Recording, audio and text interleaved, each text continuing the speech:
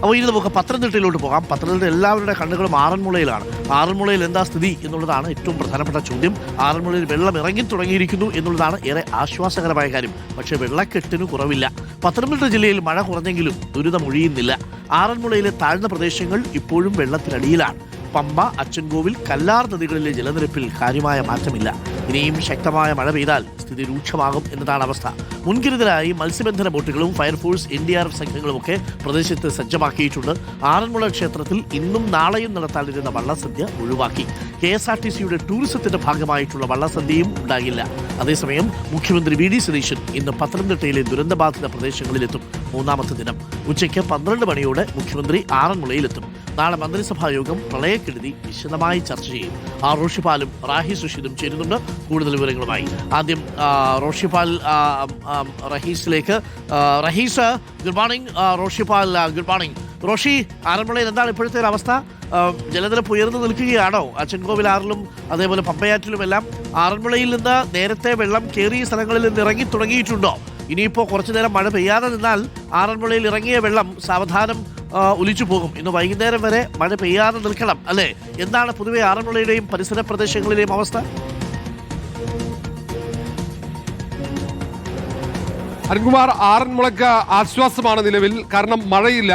മാത്രവുമല്ല, ആറന്മുളയിലെ ജനവാസ മേഖലയിലേക്ക് വെള്ളം ഒലിച്ചിറങ്ങുന്നുമില്ല. ഇന്നലെ വെള്ളം കുത്തിയൊലിക്കുകയായിരുന്നു. ഞാനിപ്പോൾ നിൽക്കുന്നത് ആറന്മുള ക്ഷേത്രത്തിലേക്കുള്ള പ്രധാന പാതയിലാണ്. ഞാൻ നിൽക്കുന്ന ഈ റോഡ് ഇന്നലെ മുങ്ങിക്കിടക്കുകയായിരുന്നു. ഏതാണ്ട് 200 മീറ്ററിലേറെ വെള്ളം കെട്ടുണ്ടായിരുന്നു. ഇതിലെ വാഹനം കൃത്യമായി സഞ്ചരിക്കാൻ പറ്റാത്ത സാഹചര്യമായിരുന്നു. പക്ഷേ ഇപ്പോഴങ്ങനെയല്ല.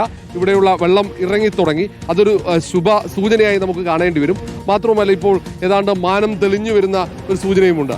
ഏതായാലും മൂന്നാം ദിനത്തിലാണ് അവർക്ക് ആശ്വാസം. പക്ഷേ ഒരു ഭാഗത്ത് വെള്ളക്കെട്ടിൽ മുങ്ങിക്കിടക്കുകയാണ് വീടുകളൊക്കെ. വെള്ളം ഇറങ്ങിപ്പോവുക അത്ര എളുപ്പമായിരിക്കില്ല. വെള്ളം കുതിച്ചൊഴുകിയെത്തി. പക്ഷേ വെള്ളം ഇവിടെ കെട്ടിക്കിടക്കുകയാണ്. കാരണം പാടങ്ങളിലൊക്കെ വെള്ളമുണ്ട്. വീടുകൾ വാസയോഗ്യമല്ല.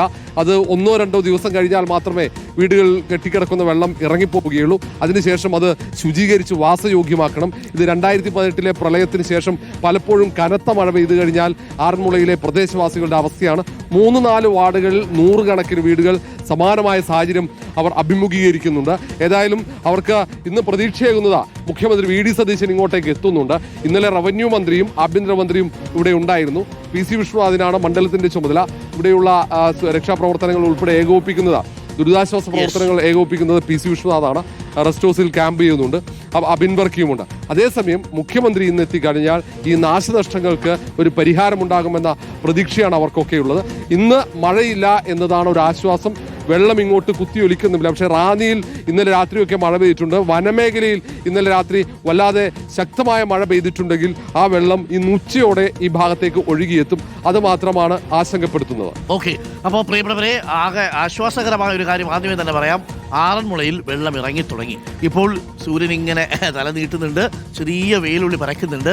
ഇവിടെ ഞാൻ കൊച്ചിയിലേക്ക് നമ്മുടെ സ്റ്റുഡിയോയിലേക്ക് വരുന്ന സമയത്തും കാർമേഘങ്ങൾക്കിടയിൽ നിന്ന് പുള്ളി എത്തി നോക്കുന്നുണ്ട്. ഞാനിവിടെയൊക്കെ തന്നെ ഉണ്ട് കേട്ടോ എന്ന മട്ടിൽ. അപ്പോൾ എന്തായാലും സൂര്യപ്രകാശം ഇങ്ങനെ ചെറുതായിട്ട് അടിച്ചു തുടങ്ങുമ്പോൾ ഒരു സന്തോഷം, ഒരു സമാധാനം. കഴിഞ്ഞ ഇത്രയും ദിവസങ്ങളിലായിട്ട് ഇങ്ങനെ തുടർച്ചയായിട്ട് മഴ പെയ്യുകയായിരുന്നില്ലേ? പ്രത്യേകിച്ച് ആറന്മുളയിൽ നിന്ന് വെള്ളം ഇറങ്ങി തുടങ്ങുന്നു. പക്ഷേ ചിലയിടങ്ങളിലൊക്കെ വെള്ളക്കെട്ടും രൂക്ഷമാണ്.